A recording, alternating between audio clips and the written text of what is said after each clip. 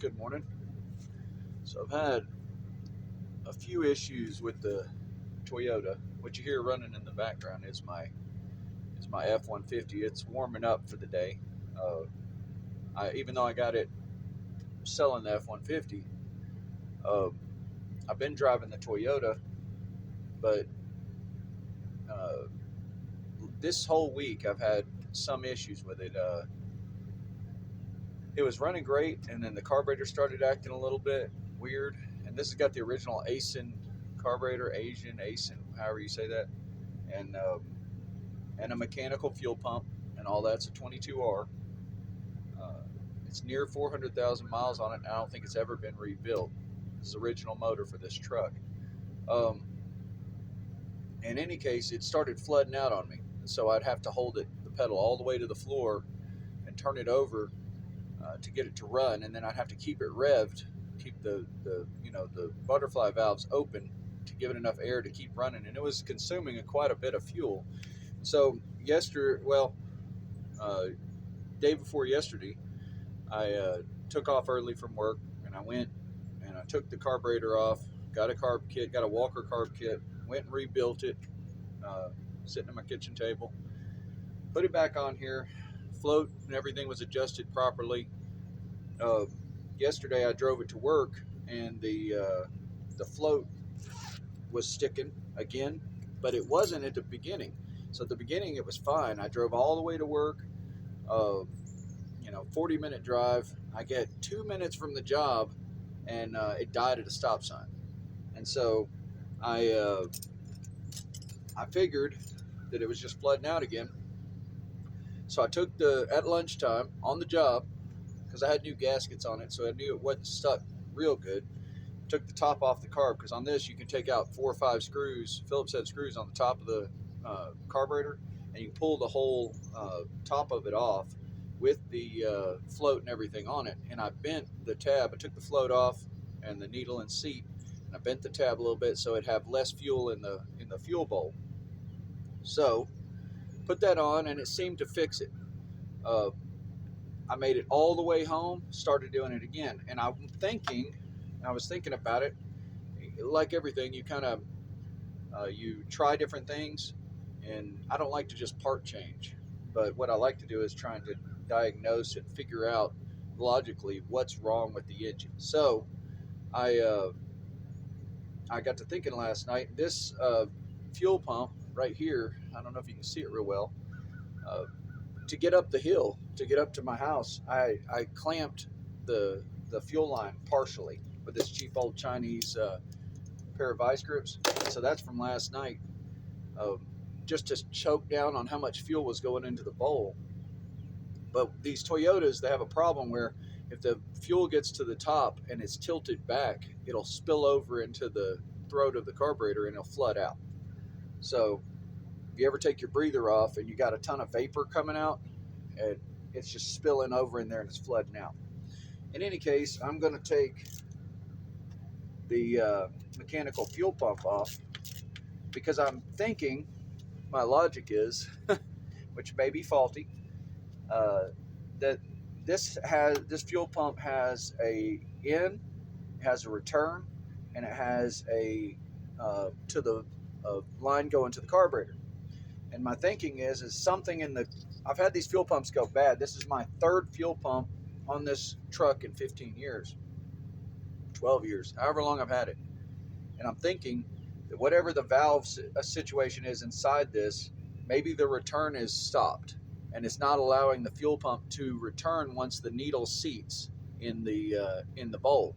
And if the float pushes the needle up and it seats, and then the return is clogged and it just pressures past it, then it may be filling the bowl up. Now I have a lifetime warranty on this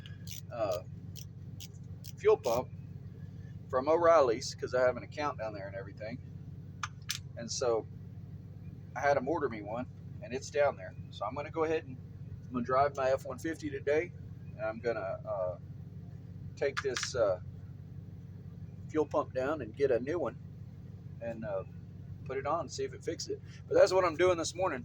And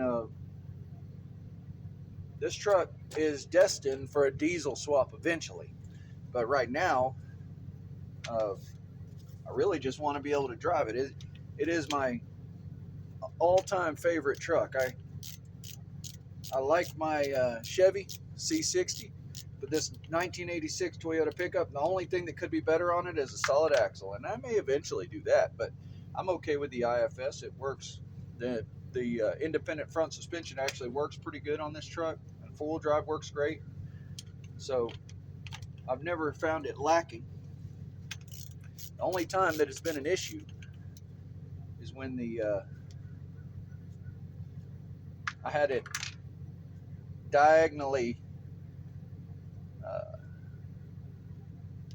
like I had this wheel on the ground and that wheel on the ground diagonally, and this wheel off the ground and that wheel off the ground, and it didn't have enough flex to touch down. So I had my buddy pull down on the bumper on the back to get that back wheel to touch.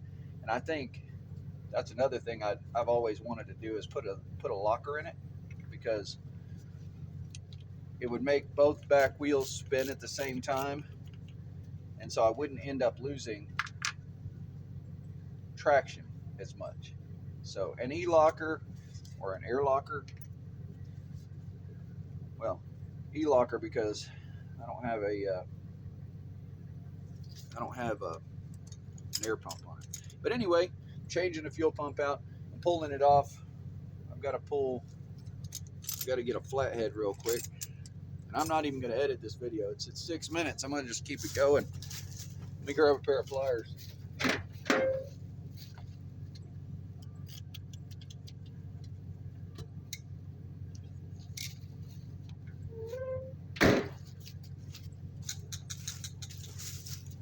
If you ever want to buy good quality tools, I've had these Kleins, and they look terrible right now because they got a little damp.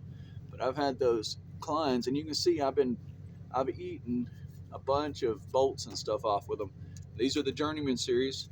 I bought the new ends because my old ones busted up after 20 years. I've had these pliers 20 years. So that you want a good pair of pliers, get you a pair of, I don't know if they're still as good as they were, but get you a pair of Kleins. You won't go wrong with a pair of lineman pliers, and they're useful for all kinds of stuff.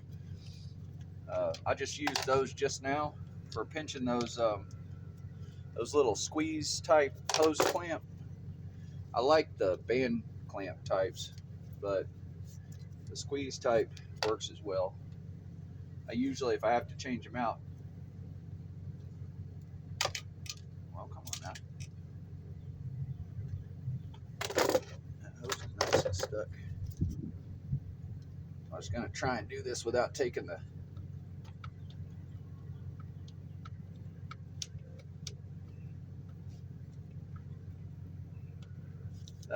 breather off, but that hose is jammed on there.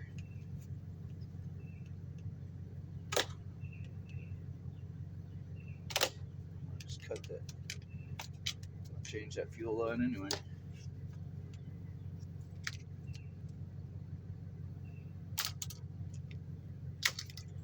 That's what you want to watch out for, getting gas in your eye, because it burns. It's bad for you. So try not to get gas in your eye. I've had gas in my eye too many times to count. All right, so this is the mechanical fuel pump. I'm gonna get myself some 3/8 hose clamps for this thing. I just replaced this one. Look, it's full of fuel, but I think that return may be messed up on it. You definitely want the spacer. Keep the spacer. And I'm gonna save the gaskets. I got one gasket on the side of the block, well, side of the head there, and I've got one right here. I'm also gonna blow through the return line and make sure it's not clogged, because if the return line's clogged and it can't push through the return line, it may not be the fuel pump. But this pump was working. It seemed intermittent though. I put it into a bottle and sometimes it was pumping and sometimes not, so it may be a diaphragm issue. My last one, the diaphragm went out and that little wheat pole at the bottom started leaking oil from the head. Anyway, that's where I'm at. That's a Toyota mechanical fuel pump. This rides on a cam off of the well, it's an eccentric on the cam. Anyway, y'all have a good day.